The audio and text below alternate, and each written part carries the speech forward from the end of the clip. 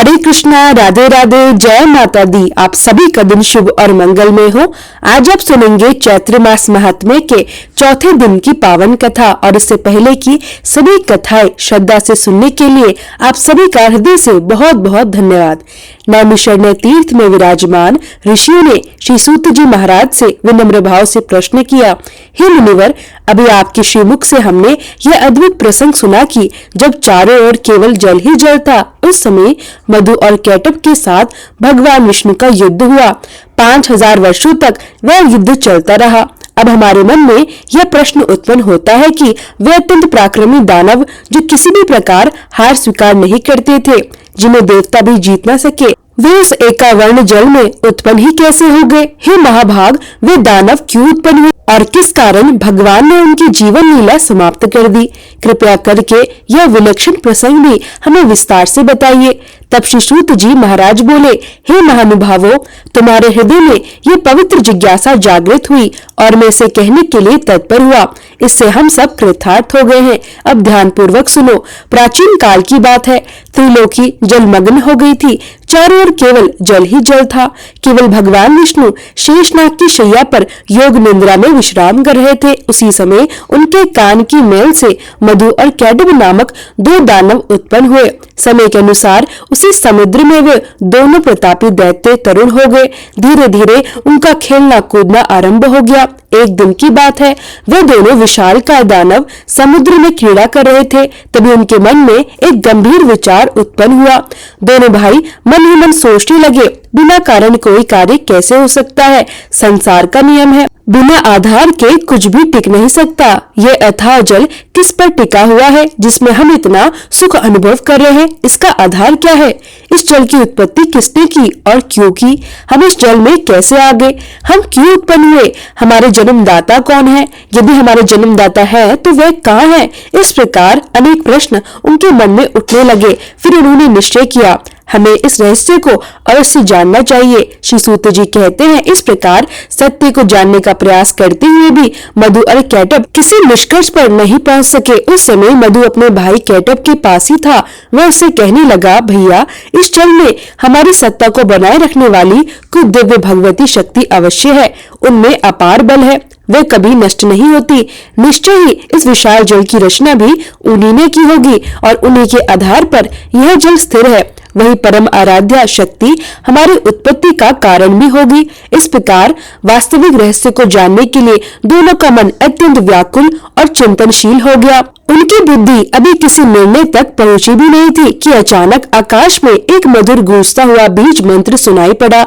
उस मंत्र को सुनकर वे दोनों उसका अभ्यास करने लगे।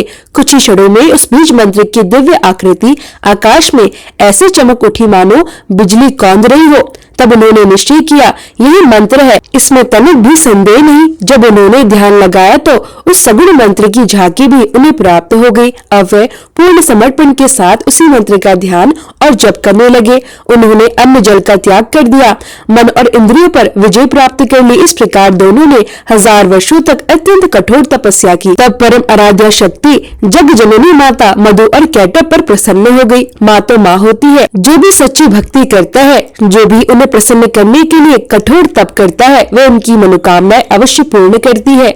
जब देवी प्रसन्न हुई तब वे जिस स्थान पर निश्चिंत होकर तप कर रहे थे, उनकी अवस्था देखकर माता का हृदय करुणा से भर गया। तभी आकाशवाणी हुई, हे दैत्यो, तुम्हारी तपस्या से मैं अत्यंत प्रसन्न हूँ। स्वेच्छा से वर मांगो, मैं अवश्य पूर्ण करूंगी। श्री सूत जी कहते हैं, यह दिव्य आकाशवाणी सुनकर मधु और कैटभ ने कहा, हे सुंदर व्रत का पालन करने वाली देवी, आप हमें इच्छा अनुसार वर प्रदान करें। हमारी यही इच्छा है कि हम स्वेच्छा से मृत्यु को प्राप्त हो। जब तक हमारी इच्छा न हो तब तक कोई हमें मार न सके। आकाशवाणी हुई, हे दैत्यो, मेरी कृपा से केवल तुम्हारी इच्छा होने पर ही मृत्यु तुम्हें मार सकेगी, यह निश्चित है। देवता और दानव किसी से भी तुम दोनों भाई कभी पराजित नहीं हो सकोगे। सूत जी कहते हैं, देवी के इस प्रकार वर देने पर मधु और कैटभ अत्यंत अभिमान से भर गए। अब वे समुद्र में जलचर जीवों के साथ क्रीड़ा करने लगे। मुनिवर, कुछ समय के बाद एक दिन अनायासी प्रजापति ब्रह्मा जी पर उनकी दृष्टि पड़ गई। उस समय ब्रह्मा जी कमल के आसन पर विराजमान थे। मधु और कैटभ में अपार बल था। ब्रह्मा जी को देखकर उन्हें बड़ा हर्ष हुआ। उन्हीं के साथ युद्ध करने की इच्छा प्रकट करते हुए वे ब्रह्मा जी से कहने लगे, हे सुव्रत, तुम हमारे साथ युद्ध करो। यदि लड़ना नहीं चाहते तो इसी क्षण जहाँ इच्छा हो वहाँ चले जाओ, क्योंकि जब तुम्हारे अंदर शक्ति ही नहीं है तब इस उत्तम आसन पर बैठने का तुम्हारा अधिकार भी कहाँ है। मधु और कैटभ की यह बात सुनकर ब्रह्मा जी को अत्यंत चिंता हुई। उनका तो सारा समय तपस्या में ही बीता था, इसलिए उन अत्यंत शूरवीर और बलवान मधु और कैटभ को अपने सामने देखकर वे सोचने लगे, अब मैं क्या करूं। उनके मन में अनेक चिंताएं उत्पन्न होने लगी, किंतु वे किसी निश्चित निर्णय पर पहुंच नहीं सके। सूत जी कहते हैं, मधु और कैटभ बड़े बलवान थे। उन्हें देखकर ब्रह्मा जी कोई उपाय सोचने लगे। वे सभी शास्त्रों के पूर्ण ज्ञाता थे। युद्ध संबंधी साम, दान, दंड और भेद आदि अनेक उपाय उनके मन में आए। वे विचार करने लगे, इन राक्षसों में वास्तविक कितना बल है यह तो मैं बिल्कुल नहीं जानता। शत्रु का बल जाने बिना युद्ध में प्रवृत्त हो जाना उचित नहीं माना जाता, और यह अत्यंत महत्वपूर्ण बात है जो इस समय ब्रह्मा जी बता रहे हैं। वे आगे सोचने लगे, ये तो दुष्ट और अत्यंत अभिमानी है। यदि मैं इनसे विनती करूं तो यह निश्चित है कि मैंने स्वयं ही अपनी दुर्बलता परिणामित कर दी, अर्थात इनके सामने हार मान ली। फिर निर्बल सिद्ध हो जाने पर इनमें से कोई एक तो मुझे मार ही डालेगा। इस अवसर पर कुछ देखकर भी काम चलाना ठीक नहीं लगता, और भेद करना हो तो किस प्रकार करे। इस प्रकार विचार करते हुए ब्रह्मा जी ने सोचा, अब शेषनाग की शैया पर सोए हुए जो भगवान विष्णु है, मुझे इन्हें ही जगाना चाहिए, क्योंकि इनकी चार भुजाएं असीम बल से युक्त है और यही अब मेरा दुख दूर कर सकते हैं। ऐसा मनोमन निश्चय करके ब्रह्मा जी कमल की डंडी पकड़े हुए संताप हरने वाले श्री हरि के पास पहुँचे। वे उस समय गहरी निंद्रा में सोए हुए थे। ब्रह्मा जी ने अनेक सुंदर और मधुर शब्दों से उन्हें संबोधित किया, उनकी स्तुति करके उन्हें जगाने का प्रयास आरंभ किया, किंतु ब्रह्मा जी की स्तुति करने पर भी भगवान विष्णु की नींद नहीं टूटी। उन पर योग निंद्रा का पूर्ण अधिकार जम चुका था। तब ब्रह्मा जी मन ही मन सोचने लगे, अब तो श्री हरि शक्ति के प्रभाव से पूर्ण रूप से प्रभावित होकर गहरी निंद्रा में मग्न हो गए हैं, इसलिए जाग नहीं सके। इस स्थिति में मुझे दुखी देखकर उनका क्या कर्तव्य होता। अभिमान में चूर रहने वाले ये दानव तो मुझे मारने के लिए मेरे पास ही आ गए हैं। अब मैं क्या करूं, कहाँ जाऊं? मुझे तो कोई रक्षक भी दिखाई नहीं देता। ब्रह्मा जी इसी प्रकार गहन चिंता में डूबे रहे। बहुत देर तक सोचने के बाद वे एक निर्णय पर पहुंचे। उन्होंने अपने मन को एकाग्र किया और अब उस योग निंद्रा की ही स्तुति आरंभ कर दी, जिसके प्रभाव से भगवान विष्णु गहरी निंद्रा में लीन थे। उनके मन में यह विचार उत्पन्न हुआ, अब तो केवल भगवती शक्ति ही मेरी रक्षा करने में समर्थ है, जिनके प्रभाव से स्वयं भगवान विष्णु अचेत से हो गए हैं, हिलडुल तक नहीं सकते। जिस प्रकार मृत प्राणी शब्दों को समझने में असमर्थ हो जाता है, ठीक उसी प्रकार इस समय भगवान विष्णु की भी दशा हो गई है। नींद से उनकी आंखें बंद है, वे कुछ भी जान नहीं पा रहे। मैंने लगातार इनकी स्तुति की, फिर भी वह निंद्रा को दूर नहीं कर सके। अब मैं समझ गया कि इनके वश में निंद्रा नहीं है, बल्कि ये स्वयं ही निंद्रा के अधीन है। जो जिसके वश में रहता है वही उसका अनुचर होता है, यह बात बिल्कुल निश्चित है। इससे यह सिद्ध हो गया कि यह भगवती योग निंद्रा स्वयं लक्ष्मीकांत भगवान विष्णु की भी अधिष्ठात्री है। जब पतिदेव विष्णु ही अधीन हो गए तब लक्ष्मी जी की अलग सत्ता कहाँ रह जाती है। अतः निश्चित ही यह समस्त अखिल ब्रह्मांड भगवती योग निंद्रा के अधीन है।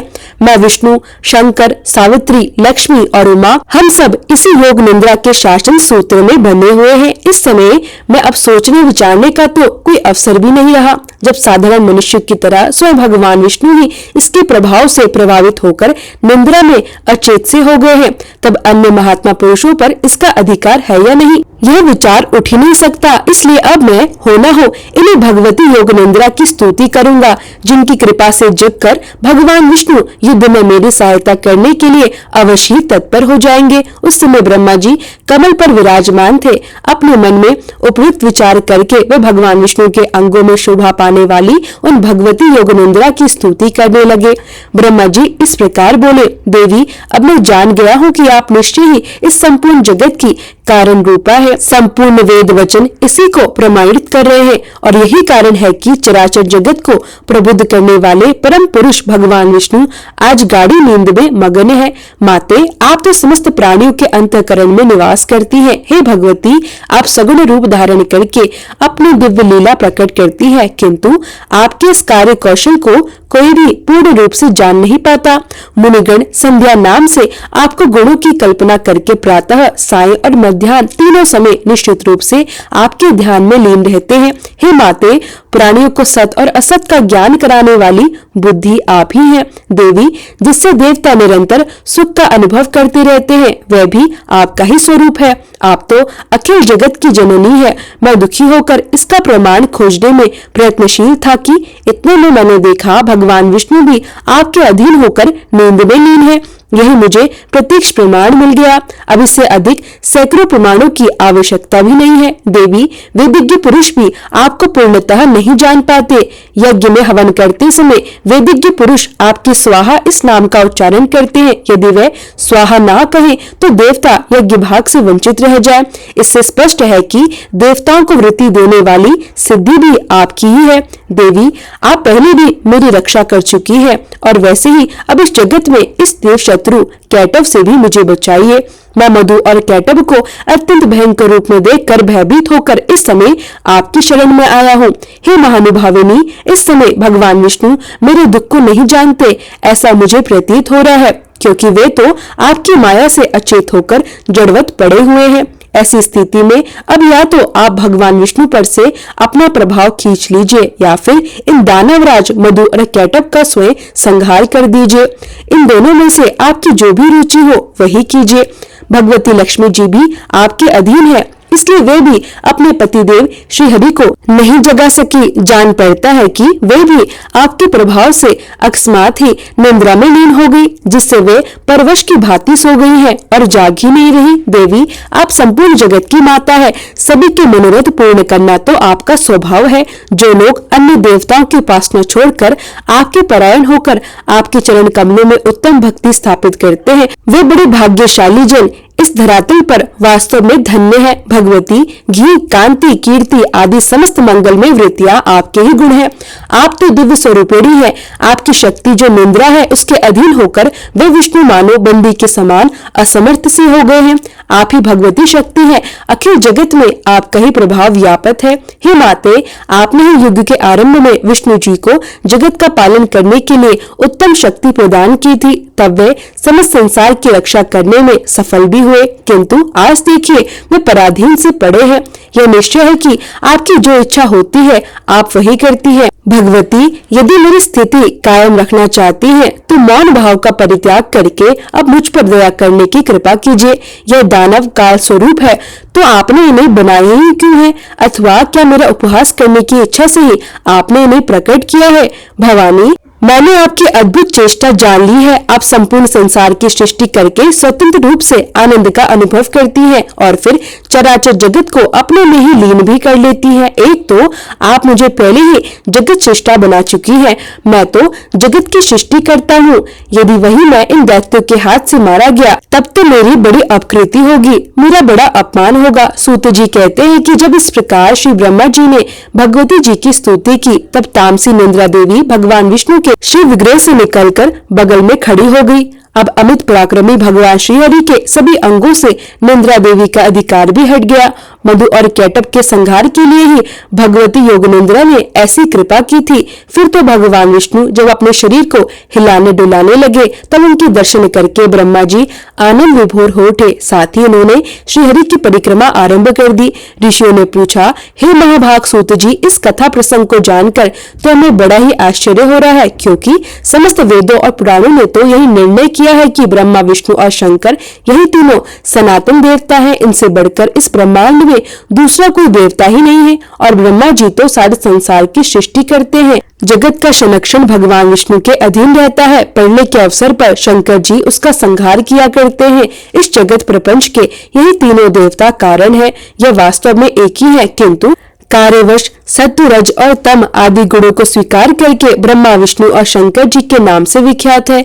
इन तीनों में परम पुरुष भगवान विष्णु सबसे श्रेष्ठ है। ये जगत के स्वामी और आदि देव कहलाते हैं। उनमें तो सब कुछ करने की क्षमता है। दूसरा कोई भी देवता उन अतुल्य तेजस्वी श्री विष्णु के समान शक्तिशाली नहीं है। फिर ऐसे सर्वसमर्थ परम प्रभु भगवान श्री विष्णु योग माया के अधीन होकर सो कैसे गए? माँ भाग्य, महान संदेह हो रहा है। इस मंगलमय प्रसंग को सुनाने की कृपा कीजिए। हे मुनिवर, आप पहले जिसकी चर्चा कर चुके हैं और जिसने परम प्रभु विष्णु पर भी अपना अधिकार जमा लिया, वह कौन सी शक्ति है?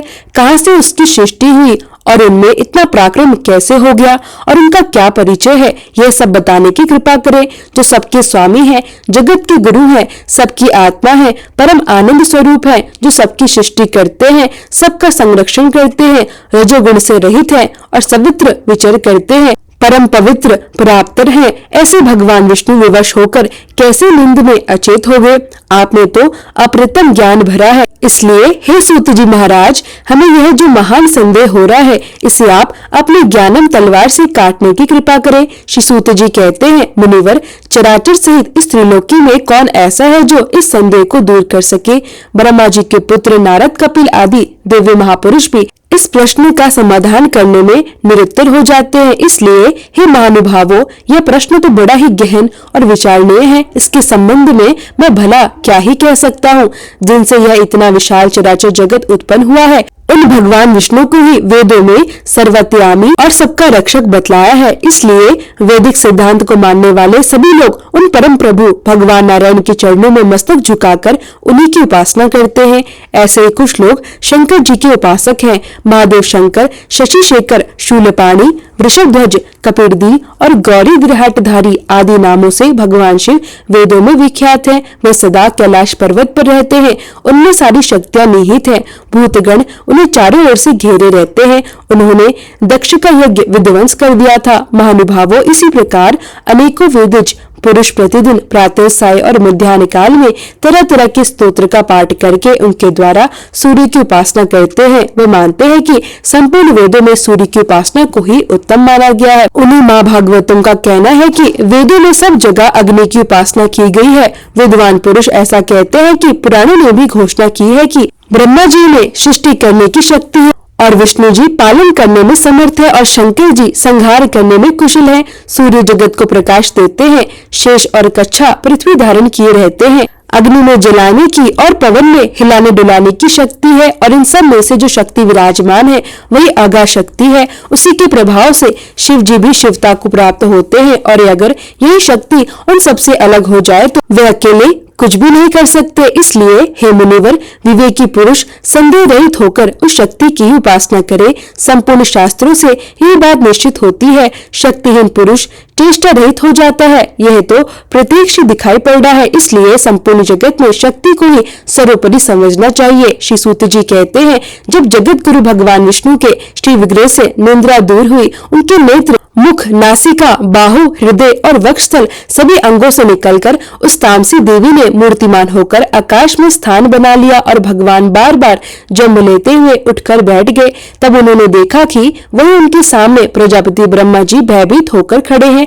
फिर महान तेजस्वी श्री विष्णु मेघ के समान गंभीर और गूंजती हुई वाणी में ब्रह्मा जी से कहने लगे, ब्रह्मा जी, आप जब और तब को छोड़कर यहाँ कैसे आ गए? भगवान, आप इतने चिंतित क्यों दिखाई दे रहे हैं? आपका मन इतना व्याकुल और घबराया हुआ क्यों है? तब ब्रह्मा जी ने अत्यंत व्यथित स्वर में कहा, भगवान, मधु और कैटम नाम के दो दैत्य आपके कान के मैल से उत्पन्न हुए हैं। उनका रूप अत्यंत भयानक है और वे अपार बलशाली हैं। वे दोनों मुझे मारने के लिए यहाँ उपस्थित हो गए हैं। हे जगत के प्रभु, उन्हीं के भय से मैं आपके पास शरण लेने चला आया हूँ। भय के कारण मेरा हृदय कांप रहा है और मेरी चेतना भी मानो लुप्त होती जा रही है। अब आप ही मेरी रक्षा कीजिए। यह सुनकर भगवान विष्णु बोले, ब्रह्मा जी यहाँ विराजमान हो जाइए, अब आपका भय समाप्त हो चुका है।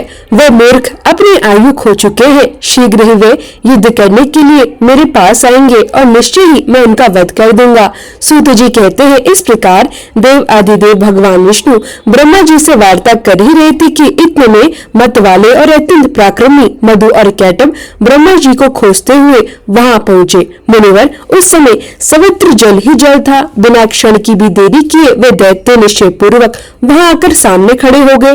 उनके अंग अंग में अहंकार भरा हुआ था। आते ही वे ब्रह्मा जी से कठोर वचन कहने लगे, अरे दुष्ट, भागकर इसके पास आ गया क्या?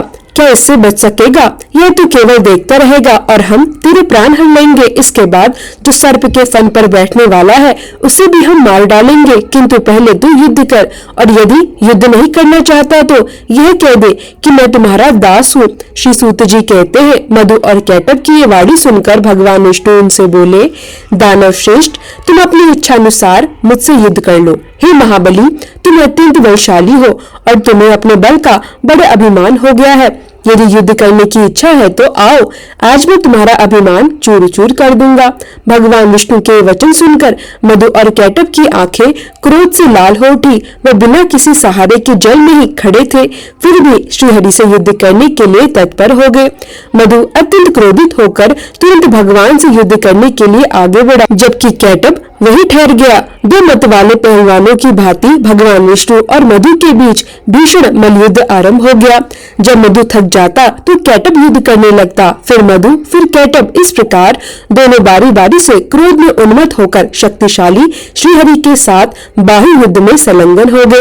उस समय श्री ब्रह्मा जी और भगवती शक्ति आकाश में स्थित होकर यह अद्भुत दृश्य देख रहे थे। आश्चर्य की बात यह थी कि मधु और कैटब को तनिक भी श्रम नहीं हुआ, जबकि भगवान विष्णु थकने लगे। 5000 वर्षों तक उनके मध्य युद्ध चलता रहा। तब भगवान श्रीहरि मधु और कैटब की मृत्यु के विषय में विचार करने लगे। वे सोचने लगे, अरे मैंने 5000 वर्षों तक युद्ध किया, फिर भी इन भयंकर दानवों को तनिक भी थकान नहीं हुई और मैं स्वयं थक गया। यह तो अत्यंत आश्चर्य की बात है। मेरा बल और पराक्रम कहाँ चला गया और ये दानव सदा स्वस्थ और अधिक कैसे बने हुए हैं? ऐसा कौन सा कारण इस समय उपस्थित हो गया है? इस प्रकार श्रीहरि गहन चिंता में डूब गए। अब मधु और कैटब को किस प्रकार मारा जाए, वे बड़े सोच विचार में मग्न हो गए। उन्हें इस प्रकार चिंतित देखकर मधु और कैटब को अत्यंत हर्ष हुआ। वे मतवाले दानव मेघ के समान गंभीर वाणी में कहने लगे, अरे विष्णु, यदि तुझ में अब बल नहीं रहा और युद्ध करते करते तू थक गया है तो हाथ जोड़कर स्वीकार कर ले कि अब मैं तुम लोगों का दास बन गया हूँ। महामते, यदि यह भी उचित न लगे और यदि अभी भी कुछ शक्ति शेष हो तो आप फिर युद्ध कर, तुझे तो हम मार ही डालेंगे और साथ ही इस 4 मुख वाले ब्रह्मा के भी प्राण हर लेंगे। सूत जी कहते हैं, महाभाग्यशाली विष्णु अगाध जल में विराजमान थे और मधु तथा कैटब इस प्रकार उन्हें कठोर वचन सुनाने लगे।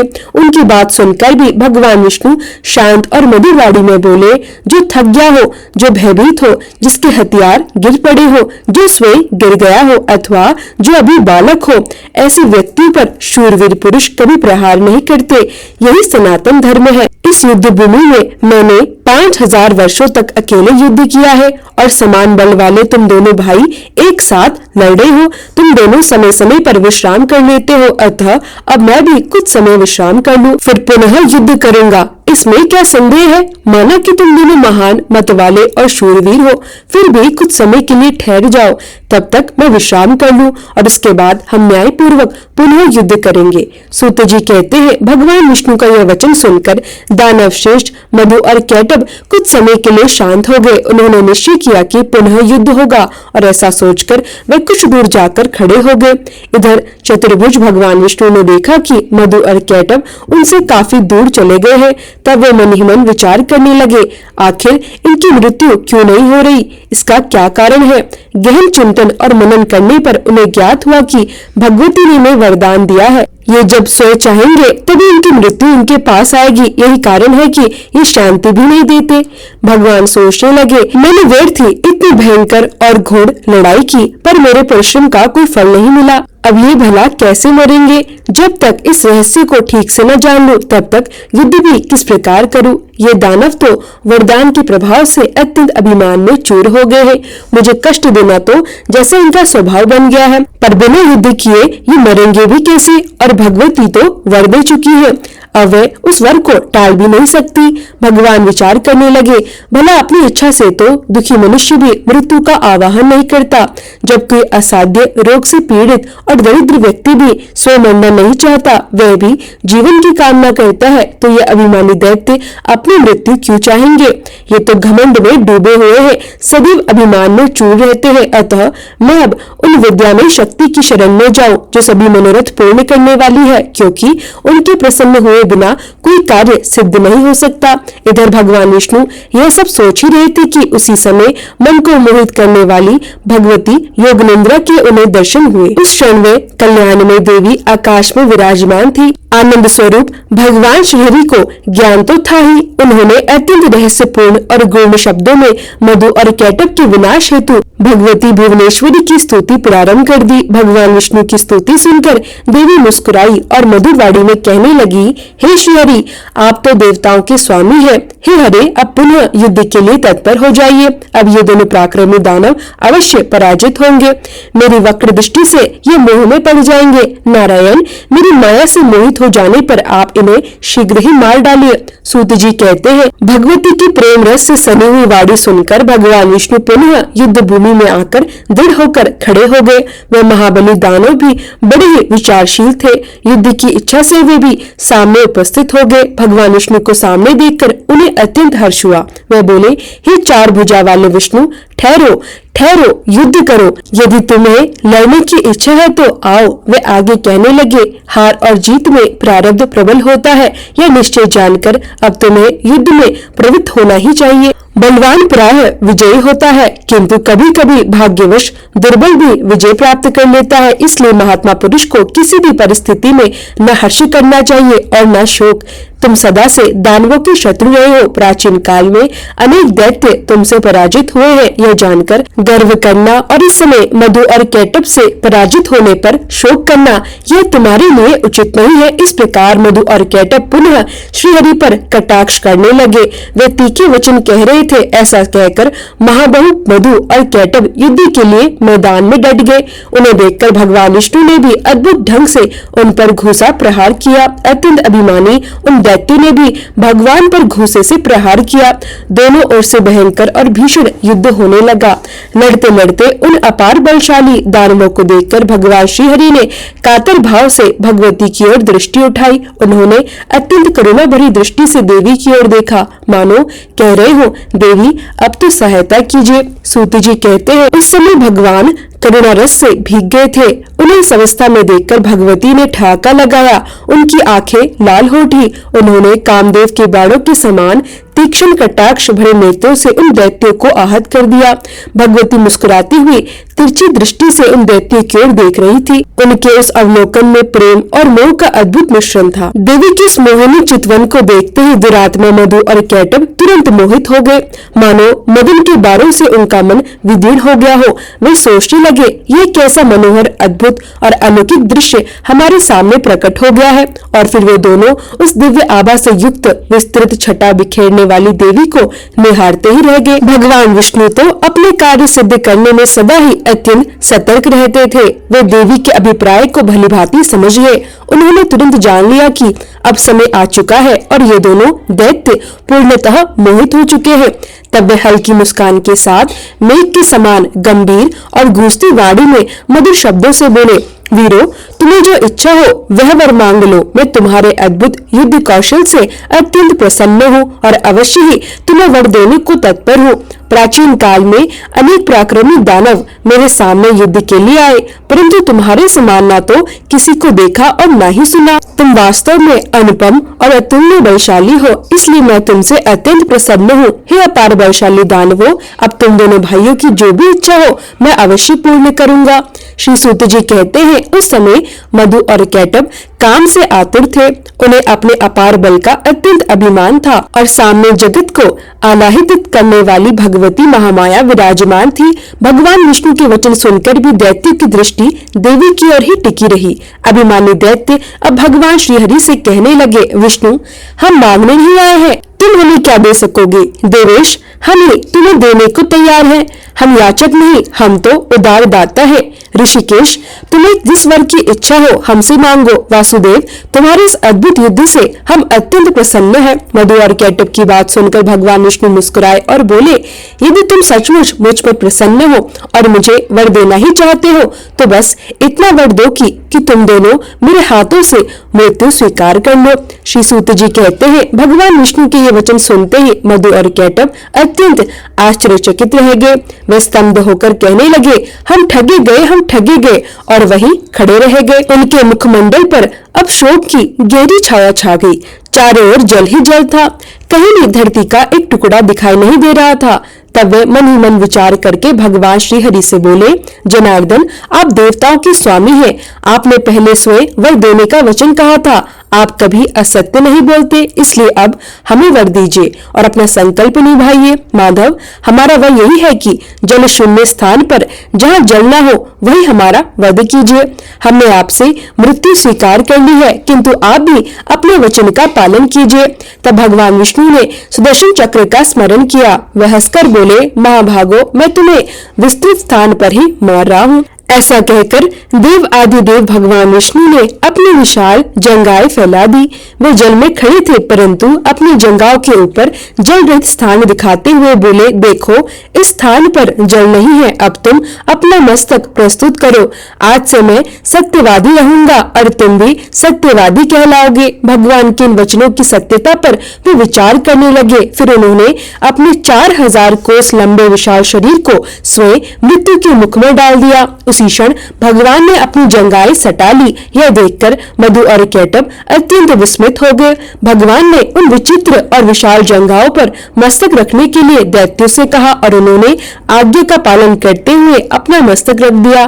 तभी भगवान विष्णु ने अपने सुदर्शन चक्र से उनके मस्तकों को काट डाला। इस प्रकार मधु और कैटब के प्राण पखेरु उड़ गए। उस समय सारा समुद्र उन दैत्यों के रक्त और मज्जा से व्याप्त हो गया। मुनीश्वर, तभी से पृथ्वी का नाम मेदिनी पड़ा। इसी कारण मिट्टी खाना निषिद्ध माना गया। हे मुनिवर, आप लोगों ने जो पूछा था वह सारा प्रसंग मैंने भली भांति विचार कर कह दिया। अतः अब विद्वान पुरुषों के लिए यही उचित है कि वे विद्या स्वरूपिणी महामाया की ही सदा आराधना करें। सभी देवता और दानव भी उसी परम शक्ति की उपासना करते हैं। त्रिलोकी में भगवती से बढ़कर कोई भी देवी देवता नहीं है, यह पूर्ण सत्य है। वेद और शास्त्र भी इसी बात का प्रमाण देते हैं। इसलिए चाहे वह निगुण हो या सगुण, उस पराशक्ति की ही उपासना करनी चाहिए।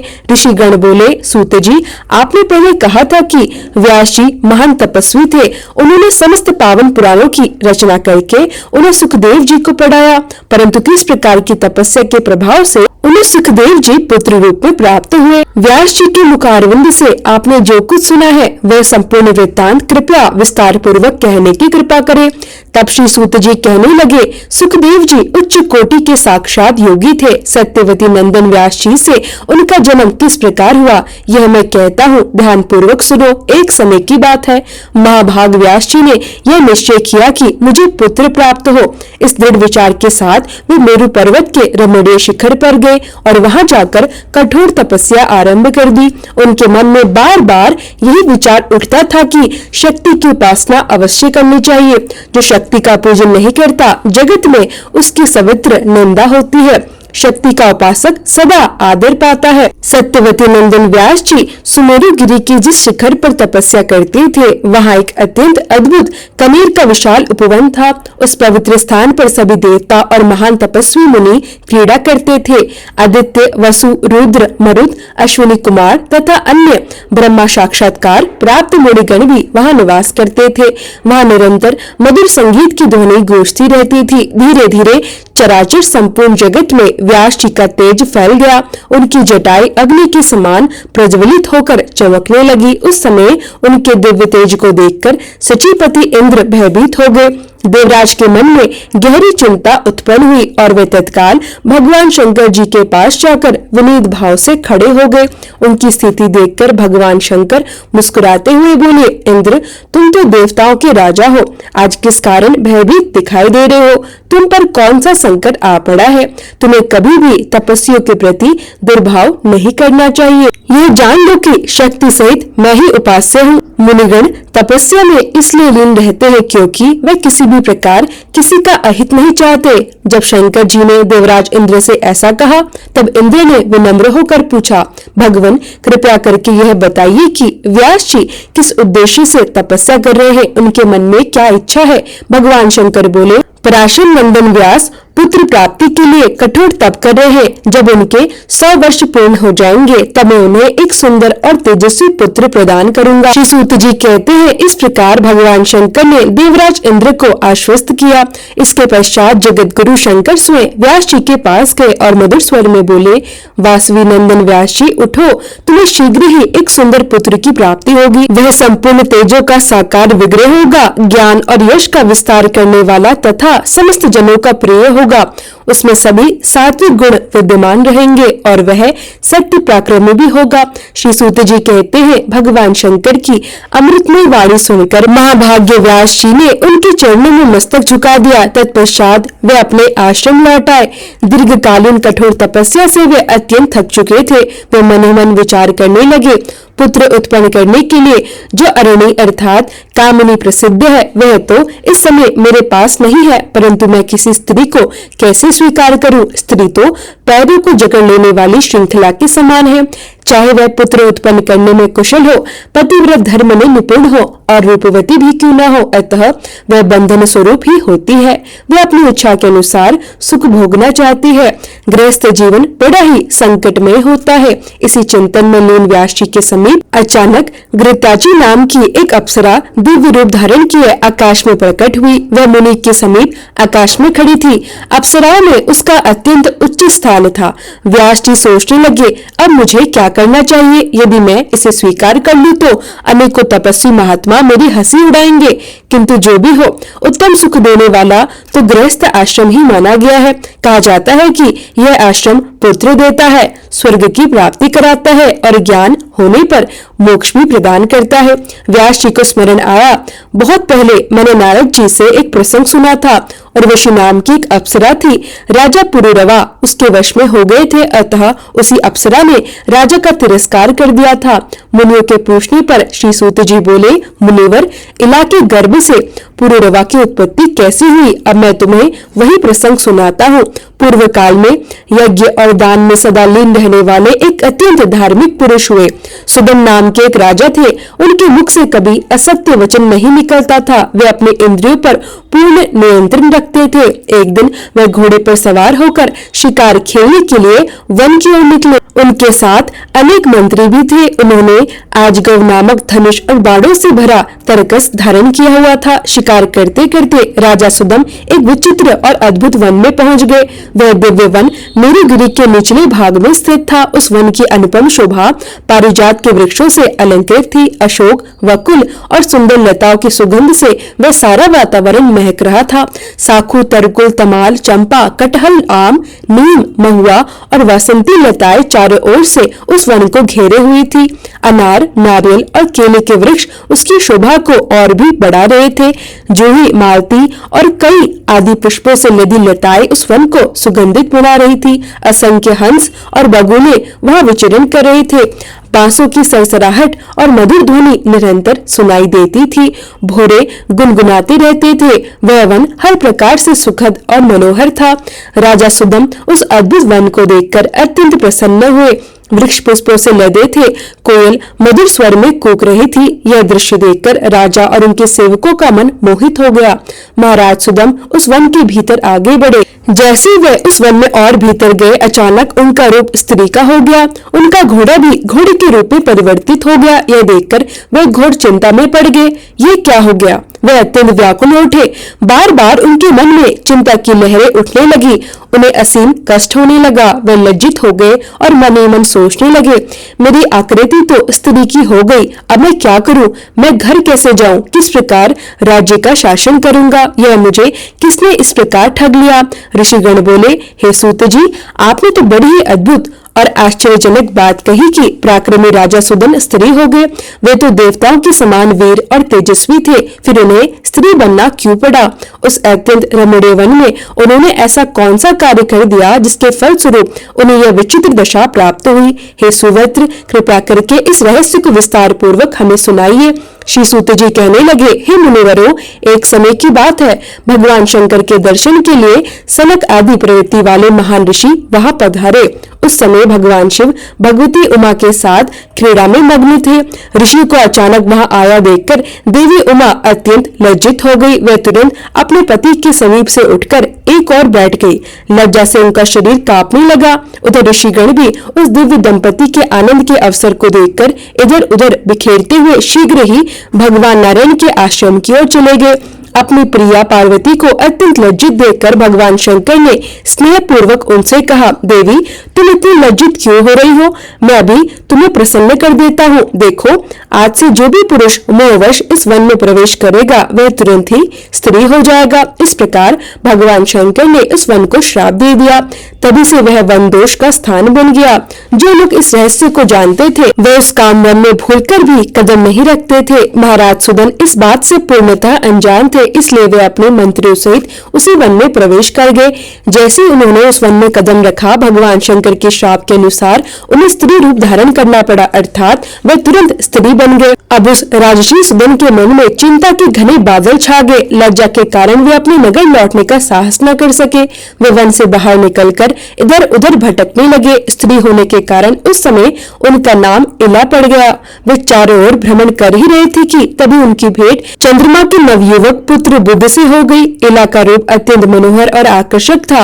उसके साथ अनेक स्त्रियां भी थी। महाभाग बुध ने इला को देखकर उसे अपनी पत्नी बनाने की इच्छा प्रकट की। इला के मन को भी बुध पति रूप में अत्यंत प्रिय लगे। इस प्रकार प्रेम पूर्वक दोनों का संबंध स्थापित हो गया। इसी इला के गर्भ से बुध ने एक तेजस्वी पुत्र उत्पन्न किया जिसका नाम पुरुरवा रखा गया। वन में रहते हुए इला ने पुत्र को जन्म तो दे दिया, परंतु उनके हृदय में चिंता की लहरें निरंतर उठती रही। अतः उन्होंने अपने कुल के आचार्य दयालु मुनिवर वशिष्ठ जी को स्मरण किया। वशिष्ठ जी अत्यंत करुणामय थे। उन्होंने सुदन की यह दशा देखी और जगत के कल्याणकर्ता देव आदिदेव भगवान शंकर की स्तुति की। भगवान शंकर मुनिवर वशिष्ठ पर प्रसन्न हो गए। तब वशिष्ठ जी ने अपने प्रिय पात्र राजा के पुनः पुरुष होने की प्रार्थना की। भगवान शंकर ने सोचा कि उनकी वाणी भी असत्य न हो और वशिष्ठ जी की प्रार्थना भी सफल हो, इसलिए उन्होंने कहा, राजा एक मास पुरुष रहेगा और एक मास स्त्री रूप में ही रहेगा। इस प्रकार वरदान प्राप्त कर धर्मात्मा सुदन पुनः अपने राज्य लौट आए। वशिष्ठ जी की कृपा से उन्होंने राज्य की व्यवस्था पुनः आरंभ कर दी। जब वे स्त्री रूप में होते तब महल में रहते और जब पुरुष रूप में होते तब राज्य का संचालन करते, परंतु इस विचित्र स्थिति के कारण प्रजा में अशांति फैल गई। लोग ऐसे राजा को देखकर चकित हो जाते थे जो कभी शासन करता और कभी महल में रहता। समय बीतता गया, पुरुरवा युवा हो गया। तब राजा सुदन ने उसे राजगद्दी पर बैठा दिया और स्वयं वन की ओर प्रस्थान कर गए। अनेक वृक्षों से सुशोभित सुंदर वन में पहुंचकर उन्होंने मुनिवर नारद जी से उत्तम नवाक्षरी मंत्र की दीक्षा ग्रहण की। अत्यंत प्रेम और श्रद्धा के साथ उन्होंने उस मंत्र का जप आरंभ कर दिया। उनकी कठोर साधना से प्रसन्न होकर सबका उद्धार करने वाली दिव्य गुणमयी भगवती उनके समक्ष प्रकट हुई। उनका दिव्य स्वरूप अत्यंत मनोहर और तेजोमय था। उस दिव्य रूप के दर्शन पाकर स्त्री रूप में स्थित राजा सुदन की आंखें आनंद से खिल उठी। उन्होंने अत्यंत प्रसन्न होकर सिर झुकाया, भगवती जगदम्बिका को प्रणाम किया और उनकी भावपूर्ण स्तुति आरंभ कर दी। इला ने कहा, हे भगवती, आज मैंने आपके उस सुप्रसिद्ध दिव्य स्वरूप का दर्शन कर लिया है जिसके दर्शन मात्र से समस्त जगत का कल्याण हो जाता है। हे माता, देवगण जिसकी उपासना करते हैं, जो स्वभाव से ही मुक्ति देने वाली और सभी मनोरथ पूर्ण करने वाली है, मैं आपके चरण कमलों में अपना मस्तक झुकाता हूँ। हे जगदम्बिके, जब देवता और मुनिगण भी आपके वास्तविक स्वरूप का समेत निर्णय नहीं कर पाते, तब पृथ्वी पर रहने वाला साधारण मनुष्य आपको कैसे जान सकता है। हे दयामयी माता, आपकी कृपा दृष्टि पड़ने पर ही आपके दिव्य प्रभाव का कुछ ज्ञान हो पाता है। देवी, आपके वैभव को देखकर मुझे महान आश्चर्य हो रहा है। जब ब्रह्मा, विष्णु, महेश, इंद्र, सूर्य, चंद्रमा, अग्नि, वरुण, पवन, कुबेर तथा वसुगण तक आपके संपूर्ण गुणों से पूर्णतः परिचित नहीं है, तब सामान्य मनुष्य भला आपको कैसे समझ सकता है। हे माता, भगवान विष्णु अत्यंत तेजस्वी है, फिर भी वह आपके सात्विक स्वरूप को ही जानते हैं, जो लक्ष्मी रूप में समस्त संपत्ति प्रदान करने वाला है। ब्रह्मा जी आपके राजस रूप से और शंकर जी आपके तामस रूप से परिचित है। कहा तो मैं एक अज्ञानी और अल्प बुद्धि, और कहा आपका यह अद्भुत प्रभावशाली और दिव्य प्रसाद, यह मेरे लिए कितना दुर्लभ और असंभव प्रतीत होता है। हे भवानी, अब मुझे आपकी कृपा में चरित्र का बोध हो गया है। अनन्य भक्ति से आपकी उपासना करने वाले सेवकों पर दया करना तो आपका स्वभाव ही है। जब आपने लक्ष्मी रूप में विराजमान होकर इनसे संबंध स्थापित किया, तभी से ये श्री विष्णु मधु दैत्य का वध करने में समर्थ हो पाए। फिर भी वे पूर्ण प्रसन्नता के साथ आपसे व्यवहार नहीं कर पाते। अभी भी वे आपके चरण दबाकर आपके तेज से स्पर्श कर अपने चरणों को पवित्र बनवाते हैं, ताकि वे पृथ्वी का भाग धारण करने में समर्थ हो सके। पुराण पुरुष भगवान श्री विष्णु की छाती पर भृगुजी ने लात मारी थी, किंतु श्री देवी की अभिलाषा से वे अप्रसन्न नहीं हुए। जिस प्रकार अशोक वृक्ष भविष्य में सुंदर सजने की आशा में स्थिर रहता है, उसी प्रकार उनका मन सदा आप में ही लगा रहता है। देवी, आप भगवान विष्णु के अत्यंत विस्तृत, शांत और भूषणों से अलंकृत वक्ष स्थल पर उसी प्रकार शैया बनकर सदा विराजमान रहती हैं, जैसे मेघमाला में बिजली शोभायमान होती है। तो फिर क्या वे जगत के प्रभु श्री विष्णु आपके ही आश्रित नहीं हुए। हे माता, यदि आप रुष्ट होकर उन्हें त्याग गए तो निश्चित ही उनकी पूजा भी असंभव हो जाएगी। प्रत्यक्ष देखा जाता है कि कोई पुरुष शांत, सुशील और गुणी क्यों न हो, यदि उसके पास आपका अर्थात शक्ति का वास न हो, तो अपने कहे जाने वाले भाई बंधु भी उसे छोड़ देते हैं। हे अमित प्रभावशालिनी देवी, सदा आपके चरण कमलों की उपासना में स्थित ब्रह्मा भी पहले स्त्री रूप में थे, और आपने ही उन्हें पुरुष बनाया। माता, आपकी शक्तियों का मैं कहाँ तक और कितना वर्णन करूं। जब आप पुरुष को स्त्री और स्त्री को पुरुष बनाने की सामर्थ्य रखती है, तो मुझ पर भी कृपा कर मुझे पुरुष बना दीजिए। तब देवी प्रसन्न हुई और उन्होंने इला को पुनः पुरुष बना दिया। इसके पश्चात सुदन ने अत्यंत विनम्र भाव से कहा, देवी, मेरे मन में यह भावना उठती है कि आप ना तो केवल स्त्री है, न पुरुष, न आप निगुण है, न ही केवल सगुण। आप जो भी है, मैं तो आपको भक्ति भाव से निरंतर प्रणाम करता हूँ। हे माता, मेरी एकमात्र अभिलाषा यही है कि आपके प्रति मेरी यह भक्ति सदा अटल बनी रहे। श्री सूत जी कहते हैं, इस प्रकार स्तुति कर राजा सुदन भगवती की शरण में चले गए। भगवती अत्यंत प्रसन्न हुई और उन्हें अपने धाम को प्रेषित कर दिया। इस प्रकार भगवती जगदम्बिका की कृपा से राजा उस परम पद के अधिकारी हुए, जहाँ से फिर कभी लौटकर नहीं आना पड़ता, जिस पद की प्राप्ति के लिए देवता भी ललायित रहते हैं। इसके बाद स्वर्ग को सुशोभित करते हुए पुरुरवा राज्य करने लगे। वे महान गुणों से संपन्न और प्रजा की प्रसन्नता के लिए सदैव प्रयत्नशील रहने वाले थे। प्रतिष्ठानपुर अत्यंत रमणीय नगर था, वही उनकी राजधानी थी। प्रजा की रक्षा में सदा तत्पर रहने वाले तथा समस्त धर्मों के ज्ञाता पुरुरवा के हाथों में अब शासन सूत्र आ गया। वे अत्यंत उगमशील थे। साम, दान, दंड और भेद सब उनके नियंत्रण में थे। उनके राज्य काल में सभी वर्ण अपने अपने आश्रम धर्म का पालन करते थे। महाराज पुरुरवा ने अनेक यज्ञ संपन्न किए और प्रचुर मात्रा में दक्षिणा वितरित की। उनके रूप, गुण, वैभव, सदाचार, स्वभाव और शक्ति की चर्चा सुनकर उर्वशी उन पर आसक्त हो गई। उसने राजा पुरुरवा को अपना पति बनाने की इच्छा की। वह अप्सरा ब्रह्मा जी के श्राप से मृत्यु लोक में आई हुई थी। राजा को योग्य और गुणवान जानकर उसने उनके समक्ष प्रस्ताव रखा और एक शर्त रख दी, राजन, आपके पास जो ये 2 मेढे रहते हैं, उनकी रक्षा आपको करनी होगी। मैं प्रतिदिन केवल घी का ही सेवन करूंगी। इसके अतिरिक्त मेरा कोई दूसरा भोजन नहीं होगा और महाराज मैथुन के अतिरिक्त मैं आपको कभी नग्न अवस्था में नहीं देख सकूंगी। इनमें से कोई भी शर्त भंग हुई तो मैं आपको छोड़कर चली जाऊंगी, यह मैं सत्य कहती हूँ। राजा ने अप्सरा और ऋषि की भी सभी शर्त स्वीकार कर ली। शाप से मुक्ति पाने के लिए वह प्रतिज्ञा पूर्वक वहीं रहने लगी। उस समय राजा का मन और बुद्धि पूरी तरह उर्वशी में ही रमे रहते थे। वे इतने आसक्त हो गए थे कि उसके बिना एक क्षण भी रहना उनके लिए असंभव था। इस प्रकार अनेक वर्ष व्यतीत हो गए। स्वर्ग में देवराज इंद्र ने जब उर्वशी को वहां नहीं देखा तो वे गंधर्वों से बोले, तुम लोग किसी प्रकार उर्वशी को यहाँ ले आओ। राजा पुरूरवा की आंखों से ओझल कर उनके घर से उन मेढ़ों को चुरा लो तो कार्य सिद्ध हो जाएगा। उर्वशी के बिना स्वर्ग का वैभव फीका पड़ गया है। किसी भी उपाय से उस सुंदरी को यहाँ अवश्य लौटाओ। देवराज इंद्र की आज्ञा अनुसार अनेक गंधर्व पुरूरवा के महल में पहुंचे। उस समय वहां घोर अंधकार छाया हुआ था। अवसर पाकर गंधर्वों ने मेढ़ों को चुरा लिया और आकाश मार्ग से चल पड़े। मेढ़े जोर जोर से चिल्लाने लगे। उर्वशी उन्हें अपने पुत्रों के समान मानती थी। उनकी आवाज सुनकर वह अत्यंत क्रोधित हो गई और राजा से बोली, राजन, इन मेढ़ों की रक्षा का आपने वचन दिया था। आज आपके विश्वास में आकर मैं नष्ट हो गई। ये मेढ़े मुझे पुत्रों के समान प्रिय थे और चोर उन्हें ले गए और आप यहाँ स्त्री के समान आंखें मूंदे पड़े हैं। आप नपुंसक हैं, केवल मन में ही वीरता का भाव रखते हैं। ऐसे पति के साथ रहकर मैं तो चौपट हो गई। उर्वशी विलाप करने लगी। उसे इस दशा में देखकर राजा पुरूरवा अपने सुध बुध खो बैठे। वे निवस्त्र नंगे पैर ही चोरों के पीछे दौड़ पड़े। उसी समय गंधर्वों की प्रेरणा से बिजली चमकी और अप्सरा ने राजा को नग्न अवस्था में देख लिया।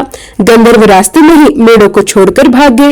राजा ने मेढ़ों को पकड़ लिया और थके हारे वापस लौटे, किंतु भवन में पहुंचकर उन्होंने देखा कि उर्वशी वहां नहीं थी। उसे ना पाकर राजा अत्यंत दुखी हो गए और विलाप करने लगे। उर्वशी तो शर्त भंग होती ही जा चुकी थी। राजा पुरूरवा शोक में व्याकुल होकर देश देशांतर में भटकने लगे। उनका मन पूरी तरह उर्वशी में अटका हुआ था।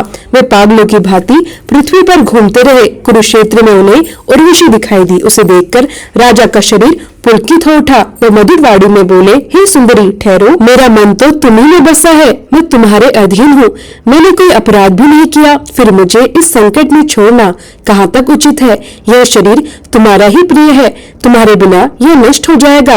यदि तुमने मुझे त्याग दिया तो मैं जीवित नहीं रह सकूंगा। राजा की दशा अत्यंत दयनीय हो गई थी। वे विवश होकर विलाप कर रहे थे। तब उर्वशी ने कहा, महाराज, आप बड़े मूर्ख हैं। आपकी बुद्धि कुंठित हो गई है। आप अपने घर जाइए और वहीं का सुख भोगिए। मन में यह शोक करना व्यर्थ है। किंतु इस प्रकार समझाने पर भी मोह में डूबे पुरूरवा को ज्ञान नहीं हुआ। वे दुख के अथाह सागर में डूबते उतारते रहे। श्री सूत जी कहते हैं, हे मुनियों, इस प्रकार यह कथा मैंने संक्षेप में कह दी। उर्वशी का प्रसंग तो अत्यंत विस्तृत है, मैंने उसे थोड़े में ही निवेदित किया। जय माता दी। आज का अध्याय यही समाप्त होता है। आशा है यह कथा आपको अवश्य पसंद आई होगी।